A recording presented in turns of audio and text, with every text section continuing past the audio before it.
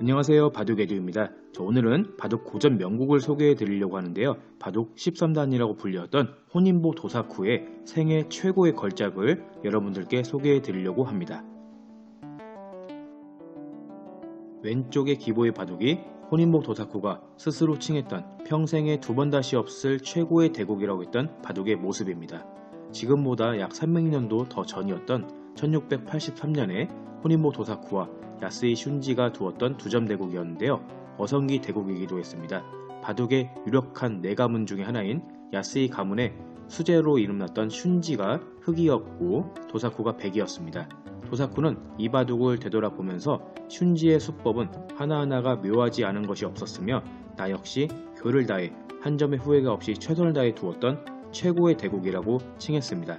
그럼 지금부터 바둑판 위에서 이 바둑을 한 수씩 감상해 보도록 하겠습니다. 에도시대 초기의 인물이었던 호닌보 도사쿠는 기성이라고 칭할 정도로 바둑의 패러다임을 바꾼 인물이기도 한데요. 이 도사쿠가 싸움 13단, 즉 바둑 13단이라고도 불리게 된 이유는 그만의 훌륭한 바둑에 있다고 할 수 있겠습니다. 그럼 지금부터 이 두점 대국, 야스이 가문의 수제였던 야스이 슌지를 상대로 한 두점 대국을 지금부터 함께 살펴보도록 하겠습니다. 자, 백이 소목을 두었고요. 흑이 날일자로 적극적으로 걸쳐갔습니다. 그 다음에 백도 날일자로 걸쳐갔는데요. 최근에는 보통 날일자 걸침에 이렇게 날일자로 받는 경우가 많은데요. 예전에 도사쿠가 둘 당시에만 해도 눈목자를 많이 두었다고 합니다.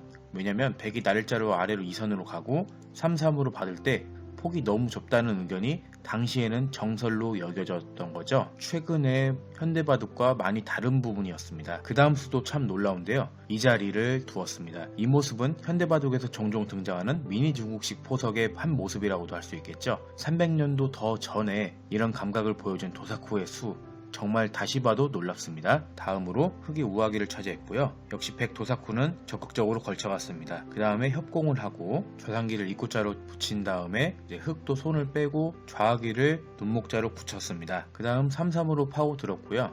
흑도 젖혀갔습니다. 백이 젖혀가고 흑이 이었는데요. 여기서 백이 끊는 수는 무리가 되겠죠. 흑이 젖히고 나서 이으면 백의 수가 아주 곤란합니다. 때문에 백도 젖혀가는 것은 당연한 수가 되겠고 흑이 이은 다음에 백이 선수로 귀에서 삶을 얻은 후에 아래로 우하기 쪽으로 협공을 갔습니다. 흑이 입구자로 나오는 수는 반대로 백이 두었다고 했을 때 너무 좋은 자리이기 때문에 꼭 두고 싶은 자리고요. 백도 그 다음 1, 2비전으로 벌려갔습니다. 이렇게 되니까 우상기 쪽의 흑도 손을 빼기에는 부담스러운 모습이 되었습니다. 백도 좌상기에서 한 수를 더 보강하였습니다. 그 다음에 좌변 쪽으로 흑이 벌렸는데 이 자리는 사실은 여기까지 가고 싶은 자리예요. 야스이 슌지는 안전하게 두 칸을 벌렸고요. 그 다음에 수도 도사쿠의 놀라운 감각을 보여주는 수가 등장합니다. 어디일까요? 바로 이 자리가 되겠습니다. 이 자리, 현대바둑에서도 응수타전으로 많이 두어지는 자리죠. 이런 감각이 1683년에 두어졌다는 것은 아주 놀랍다고 할 수 있겠습니다. 여기서 그 다음에 흑의 수, 정수는 무엇일까요? 현대적인 감각으로 보신다면 있는 수가 좋은 수가 되겠습니다. 그런데 야스이 슌지는 이렇게 단수를 치고 이었거든요. 이 수는 굉장한 악수라고 할 수 있어요. 왜냐면 어차피 3선으로 이어서 돌을 둘 거면 그냥 있는 수가 좋겠습니다. 단수 치지 않고요. 이렇게 되니까 백을 있게 해서 튼튼하게 만들어 주었고 그 다음 수로 도사쿠가 둔 수, 이 수가 가능하게끔 한 거죠. 완전히 백의 흐름으로 넘어가게 되었습니다.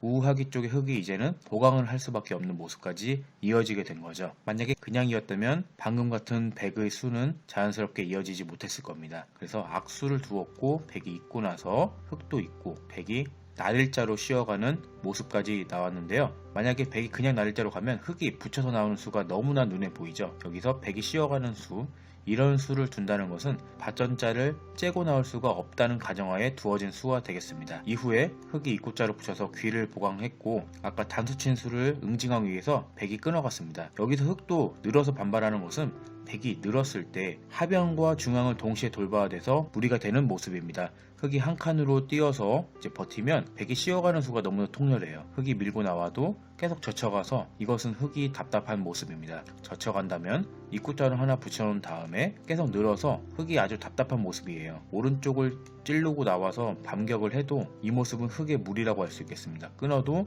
빈 삼각으로 두게 되면 장문으로 흑돌이 잡히게 됩니다. 멀리 갈 수가 없죠. 때문에 흙이 늘지를 못하고 단수를 치고 밀게 되었습니다. 여기서도 이제 백은 단수를 안 맞기 위해서 보통 늘게 되는데 도사쿠는 2점을 적고 둔 바둑이라서 그런지 적극적으로 들여다보았습니다. 단수를 맞는 것은 이제 백은 감안을 한 거죠. 그 다음에 흙이 있고 나서 좌기 쪽으로 이제 벌려가는데요. 붙이고 나서 늘고 흙도 기세로 뛰어들었습니다. 그런데 백의 그 다음 수순이 아주 기가 막힙니다. 붙이고 나서 는 다음에 젖혀가고 나서 호구를 치는 수가 아주 좋은 수가 되었습니다. 흙도 못 넘어가게 하려고 차단을 할 수밖에 없었는데요. 3-3으로 든 수가 아주 통내라였습니다. 그냥 있는 것은 백이 끊었을 때 부담이 되죠. 한 칸 뛰는 수는 백이 찌르고 나서 단수를 계속 치고 먹여치게 되면 흙돌이 다 잡히게 됩니다. 그래서 흙도 반발을 할 수밖에 없었는데요. 이때 백이 끊고 이 모습이 패가 이어지게 되었습니다. 그러고 나서 이제 흙이 중앙 쪽으로 단수를 치는 팩감을 쓸 수밖에 없었는데 이 자리는 사실 아껴두고 싶은 자리예요. 왜냐면 나중에 흙이 붙여서 나오는 이런 노림들이 있는데 팩감으로 단수를 치고 결정을 해버리는 순간 방금 보여드렸던 붙이는 수는 여지가 약해졌다고 할 수 있겠습니다. 그 다음에 흙이 따내고 나서 백이 젖히고 받으면 팩감이 더 나오기 때문에 못 받고 좌기를 잇고요. 백이 깔끔하게 우하기를 접수하게 되었습니다. 그 다음 수로 70번째 둔수 우상기를 막아간 수는 흙에게는 좀 아쉬운 결과가 되었습니다. 여기서는 차라리 좌상기를 한번 응수타진한 후에 이 정도로 두어서 좌기를 거대하게 접수를 했다면 어땠을까 하는 아쉬움도 듭니다. 우상기를 막아가는 수도 이제 물론 선수성은 짙지만 백이 이 선으로 막아간 응수타진이 아주 좋았고요. 흙이 젖혀간 다음에 차단을 하고 백이 젖혀간 다음에는 흙이 안 잡을 수는 없습니다. 백이 있는 순간 흙도 더 보강을 해야 되기 때문에 잡을 수밖에 없었는데요. 그 다음에 백이 좌기를 먼저 움직이게 되었습니다. 흙이 젖히고 나서 2단 젖혀가는 흐름이 백에게는 가벼운 흐름이었고요. 이제 백이 단수 치고 붙여갔습니다. 이 붙여가는 응수타진이 굉장히 좋았어요. 도사쿠는 이렇게 상대의 돌에게 붙여서 상대의 돌의 응수에 의해서 이후의 행마를 결정하는 수법을 많이 두었거든요. 여기서 이제 흙이 느니까 한 칸 뛰는 수까지도 아주 적절했고요. 흙이 넘어가고 백이 그 다음에 단수 하나 치워놓고 좌상기 쪽에 2칸을 벌려간 수는 훌륭한 수였습니다. 집으로도 크거니와 상병과 좌상기를 아우르는 요처의 곳이라고 할 수 있겠죠. 문제는 이제 아래쪽에 좌하기 쪽에서부터 끌고 나온 백돌이 어떻게 되느냐가 문제인데요. 흙이 단수치고 늘었습니다. 이때 준비한 도사쿠의 수가 바로 이렇게 코부침의 수가 되겠습니다. 이 수를 도사쿠는 미리 내다보고 있었다고 추측할 수 있습니다. 안 두면 2점이 잡히기 때문에 젖히게 되었는데요. 그 다음에 백이 하나 늘고 나서 흙이 꼬부려서 끊어가겠다고 약점을 노렸습니다. 그 다음에 쌍립의 자리, 이 자리를 붙여서 백을 압박해 나갔습니다. 이 수에 대해서 백도 젖혀가는 수가 좋았고요. 끊었을 때 백도 막아갔습니다. 다른 곳을 두면은 3점이 잡히기 때문에 이제 흙도 살릴 수밖에 없었고요. 이제 이때 백이 느는 수가 아주 좋은 수가 되었습니다. 백돌이 전부 다 연결도 되었고 지금 좌상기 쪽에 아주 큰 모양이 만들어졌습니다. 흙이 끊는 것은 무리죠. 처음에 붙였던 수에 의해서 흙돌이 잡히게 되는 것이죠. 그래서 따낼 수밖에 없다면 이어서 연결이 되어 있는 모습이라고 할 수 있겠습니다. 자, 이제 위기를 느낀 흙이 이렇게 붙여갔습니다. 이제 백도 당연히 끊었고요. 이렇게 한 점을 단수 치고 나서 지금 일단락이 되어 버렸습니다. 이렇게 되어서는 좌하기 쪽부터 나온 백돌이 연결이 되었고 애초에 흙이 좌하기 쪽을 지켰다면 아주 거대한 모양이 나왔을 수도 있는데 우상기 쪽을 둔 바람에 지금 좌하기 쪽부터 나온 백이 흙진을 아주 무너뜨렸다고 할 수 있겠습니다. 자, 그 다음에 흙이 하나 밀어갔고요. 이때 백이 받지 않고 상변을 끊어갔습니다. 흙도 나오는 수는 무겁기 때문에 나오지 않고 상면 쪽을 두었고요. 그 다음에 백도 반발로 단수를 쳤습니다. 흙도 호구의 모양으로 받았고 백도 기세로 젖혀갔습니다. 흙도 바로 두지 못하고 아주 긴 고민 끝에 흙이 이쪽을 붙여갔습니다. 이 수는 흙의 아주 비장의 노림수예요. 흙 야스의 수인지도 만만치 않은 고수라는 것을 보여주는 장면인데요.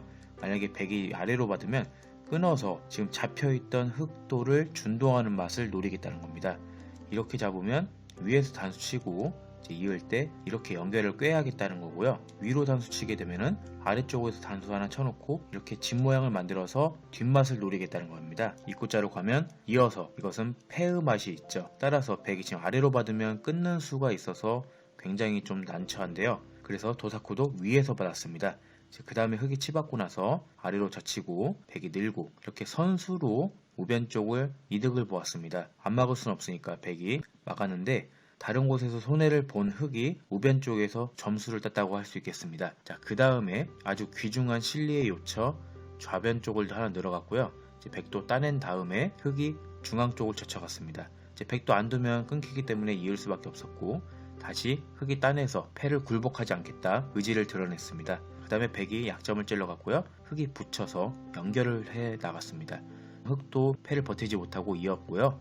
자, 이제 후에 진행이 되고 나서 결국은 흑이 한 집을 남기게 되었습니다. 두점 바둑이란 것을 감안하였을 때는 도사쿠의 놀라운 추격이라고 할 수 있겠습니다.